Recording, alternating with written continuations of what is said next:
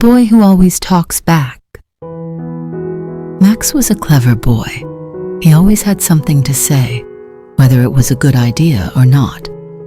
If his mom asked him to clean his room, Max would cross his arms and huff, "I'm not cleaning it. Why should I? It's not fair."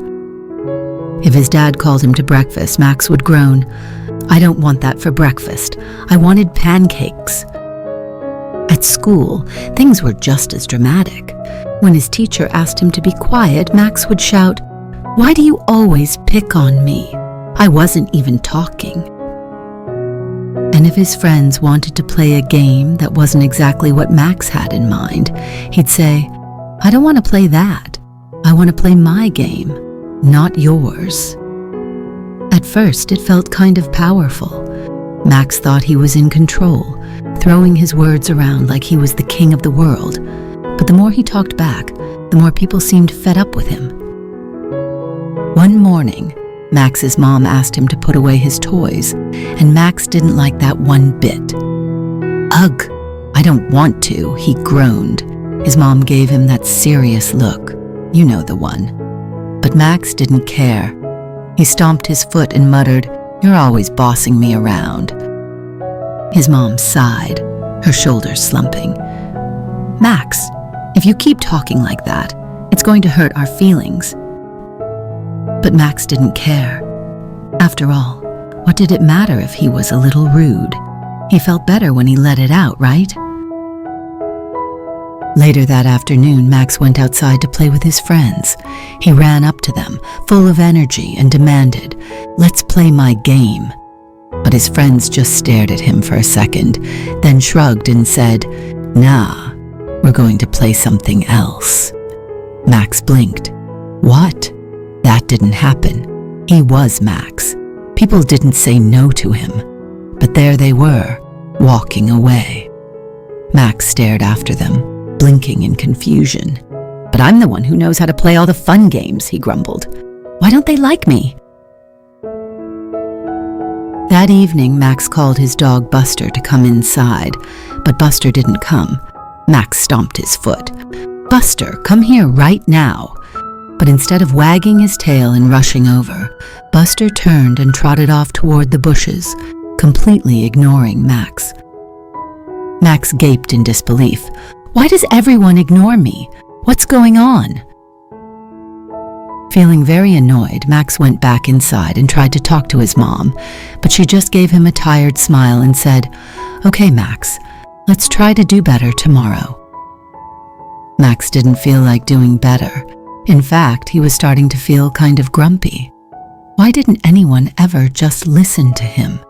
Was he really that bad? That night, Max fell into a deep sleep, and oh, what a sleep it was. Boy, was it a strange one. Max woke up in a world that looked nothing like his room. Everything around him seemed to bounce and jiggle like jelly. The trees were swaying like they had too much coffee, and the sky was a swirling mix of purple and orange.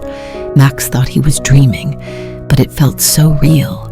He opened his mouth to say something, and boing, the words shot out like rubber balls. "I don't want to do this," he yelled. And the words bounced right back at him, hit his hand. Boom! Max stumbled back. He tried to run, but the words came faster and harder, bouncing off the ground like they had a mind of their own. "I don't want to clean my room," Max yelled, thinking maybe he could get away from them. Max tried to dodge them, but it was like being trapped in a giant angry word machine. The more he yelled, the more the words came back at him. They didn't just bounce, they seemed to be multiplying, like some sort of giant word monster. "I hate this," splat. "I'm not doing it," bam. "You never listen to me," zap. Each word hit him harder than the last one, and he found himself covered in a pile of bouncing, angry words. He could hardly breathe. "This is horrible," he cried out. "Why does this keep happening?" Just as Max thought he might get buried under the word avalanche, a figure appeared. It was a wise old owl, perched on a nearby tree. The owl blinked at him and said, "Max, do you see what happens when you throw your words around carelessly?" Max blinked back at the owl. Yeah, they hurt me." The owl nodded. "Exactly. Words are powerful. When you speak with anger and frustration, they come back at you. They don't just affect other people, they affect you too." Max was confused. "But I didn't mean to hurt anyone," he said, rubbing his head. "I was just saying what I felt." The owl smiled gently. "Sometimes, Max, when we speak without thinking, we create chaos around us. But when we choose our words carefully, when we speak with kindness and respect, we can create peace." Max stared at the owl. Slowly, the bouncing words began to disappear. They didn't pop or explode.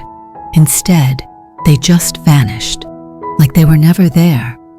Max felt a sense of calm wash over him. Max woke up suddenly with a start, his heart racing from the dream.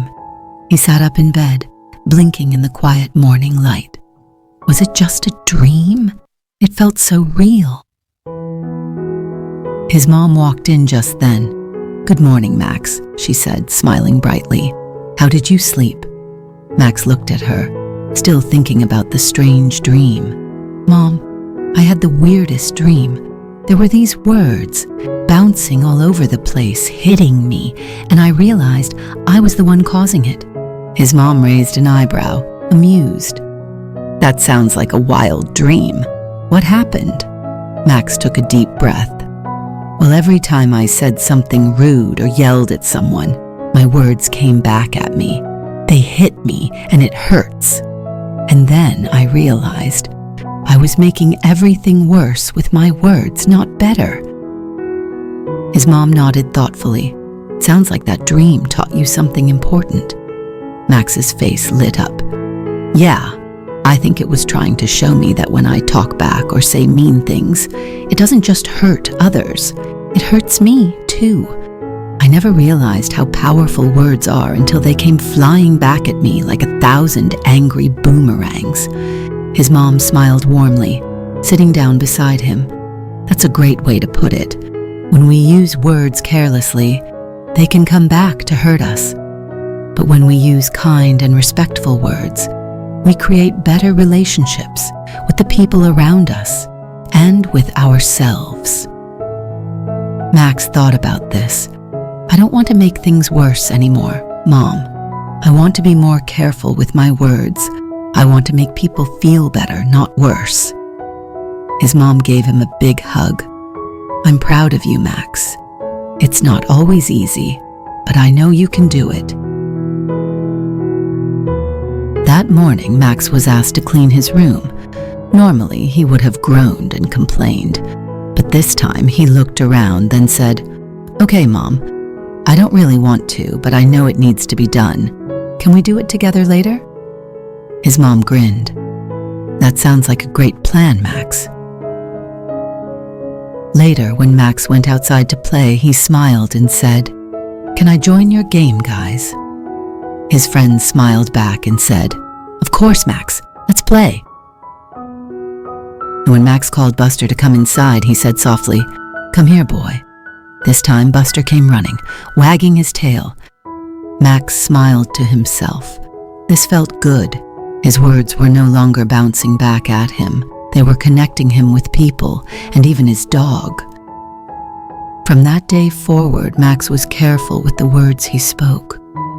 He knew they had the power to make people feel good or bad, and he chose to use them wisely. No more bouncing words, no more hurtful things, just kind, respectful words that made the world a little brighter for everyone, including himself. The end.